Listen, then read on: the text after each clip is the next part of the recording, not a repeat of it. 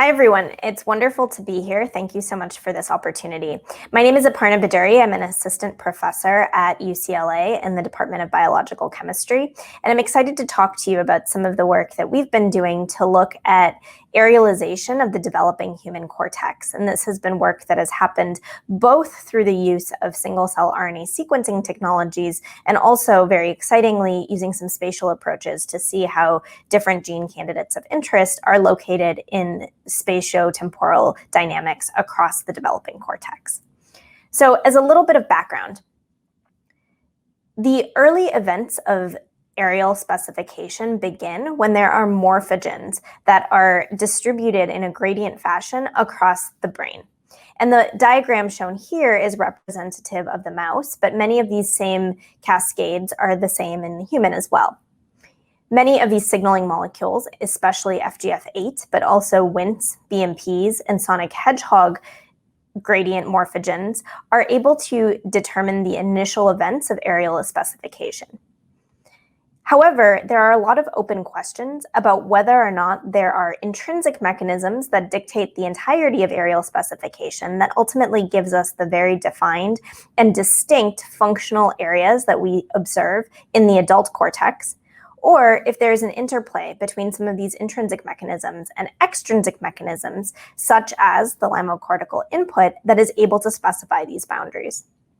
We are very interested in studying this question because it is easy to understand how initial patterning events occur, but there's a big black box in these middle sections. And understanding how these different areas emerge is important to understanding not only the basic biology of how the human cortex develops, but also neurodevelopmental disorders, which may emerge during these time courses and also frequently have area-specific biology. To ask these questions through the Brain Initiative, we have been developing an atlas of the human brain. This has begun at time points of early development, including in the first trimester, and has focused on peak stages of neurogenesis, looking at different brain regions as well as different cortical structures. At later time points, we've also been able to look at early postnatal work using single nuclear sequencing, but that won't be the focus of the talk today.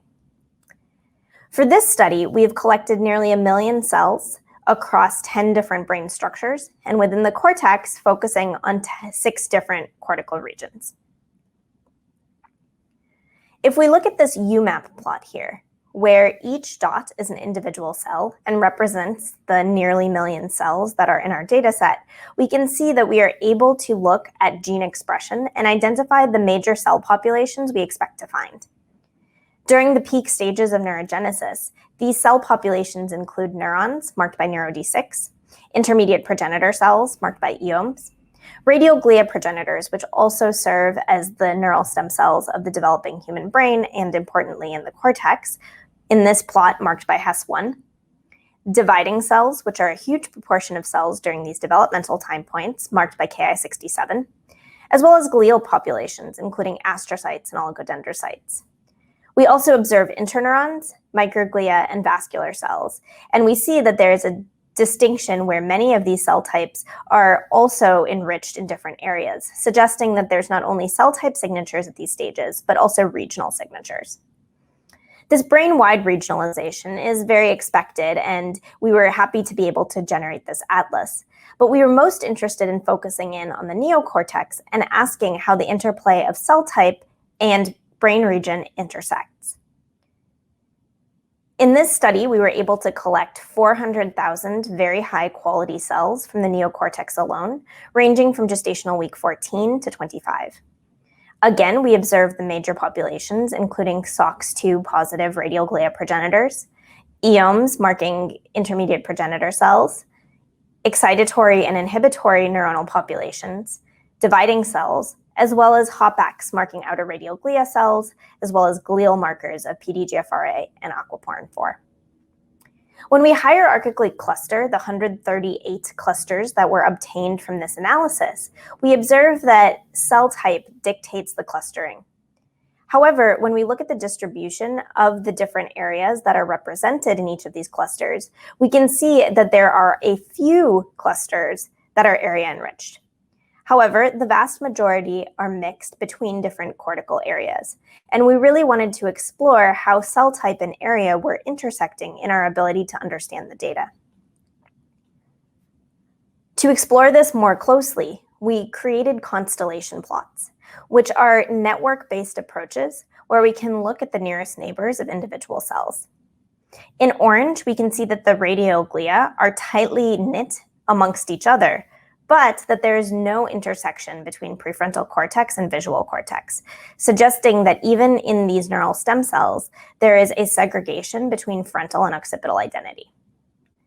Cascading into the intermediate progenitor cells and neurons, we see that there is a tight relationship between intermediate progenitors and neurons of the same cortical area, suggesting that there is already specification of these individual areas at these time points and very clean differences between the different cortical areas.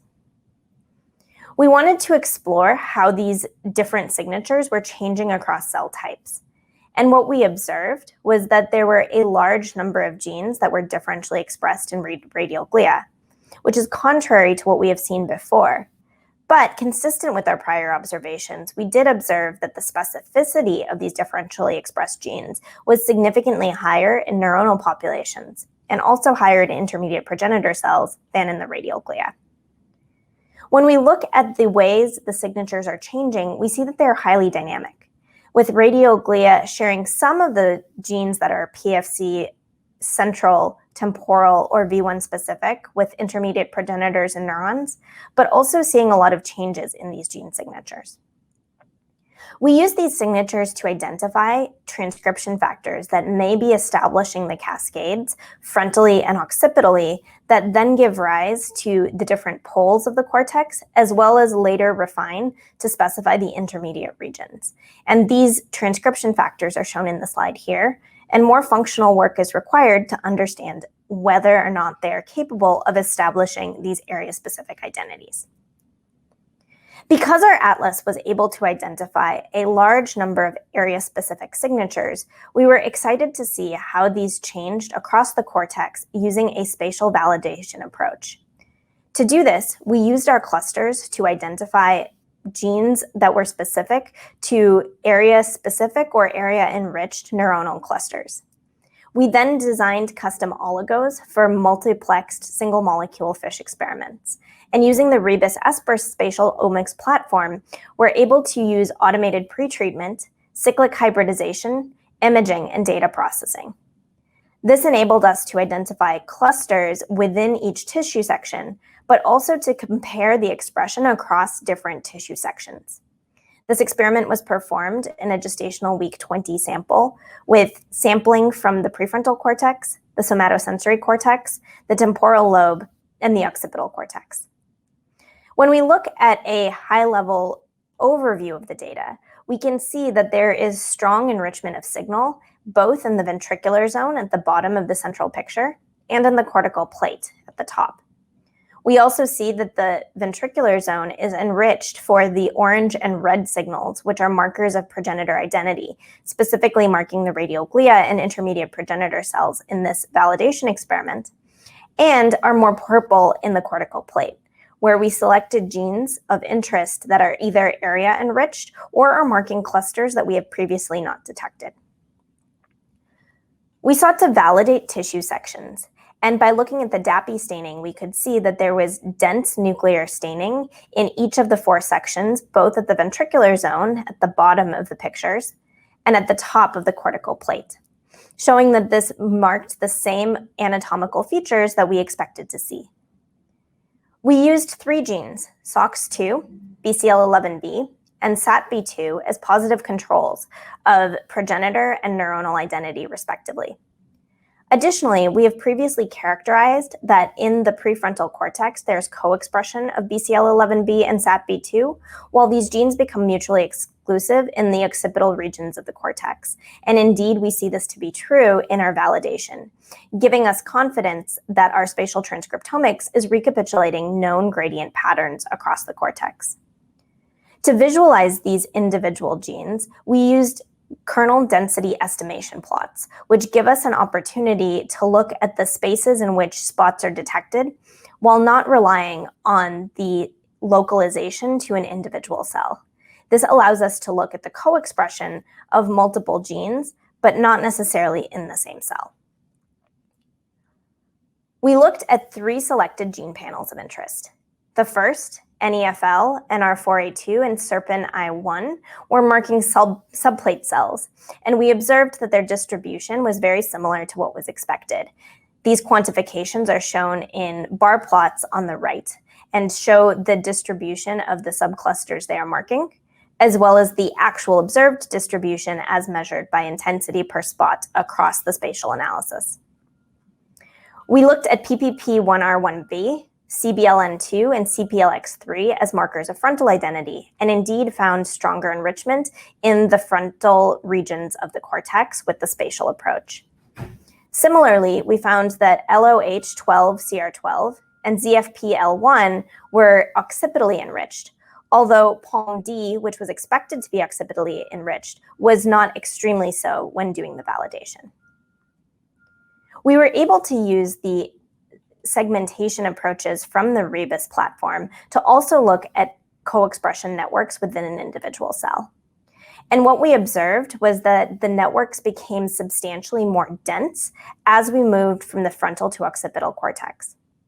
This is an important aspect of the spatial analysis, which allows us to see co-expression patterns as well as changes in laminar distribution that would otherwise not be possible solely from the single-cell RNA sequencing analysis. And although we do not fully understand the significance of having a change in laminar position of individual genes or of the density of the co-expression networks, we think that these are important points that will help us better understand how structure leads to functional implications during human cortical development. So with that, what we have seen in our conclusions is that from single-cell RNA sequencing, as well as from spatial validation, we can appreciate that there's an important component of orthogonal measures of maturation, differentiation, and spatial position, and that from these atlas scale approaches, we can start to understand the building blocks that make our human cortex, and thus us as humans. With that, I'd like to acknowledge my postdoc mentor, Arnold Kriegstein, in whose lab much of this work was performed, as well as my co-first author, Carmen Sandoval Espinoza. I'd also like to acknowledge the other contributors from Rebus, including Marcos Otero Garcia, Irene O, and Raymond Yin, as well as our funding sources. Thank you very much.